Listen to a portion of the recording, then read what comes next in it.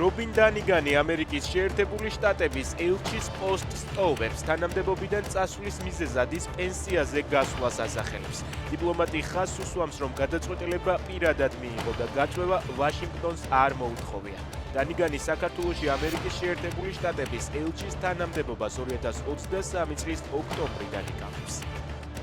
9 წლის ბავშვი სამსახურიდან მისულ მამას გარდაცვლილი დახვდა, დედა კი უგონო მდგომარეობაში. შემთხვევა დღეს ხაშურში მოხდა. სასწრაფო სამედიცინო დახმარების ჯგუფმა ქალი საავადმყოფოში გადაიყვანა. მომხდარზე გამოძიება გაუფრთხილებლობით სიცოცხლის მოსყობის მუხლით დაიწყო. უკრაინის შეიარაღებულმა ძალებმა ბრიანსკის რეგიონში ისკანდერის სარაკეტო სისტემას დაარტყა. ოკუპანტები უკრაინის ერთ-ერთ დასახლებულ პუნქტზე თავდასხმას გეგმავდნენ. სავარაუდოდ კი კიევზე. გენშტაბის ცნობით აფეთქდა ერთი რუსული რაკეტსაწინააღმდეგო სისტემა, კიდევ ორი სავარაუდოდ დაზიანდა. ირაკლი კობახიძე პარტიებს მოუწოდებს უჩივლონ ტელევიზიებს, რომლებიც მათ რადიკალურ ოპოზიციად მოიხსენიებს.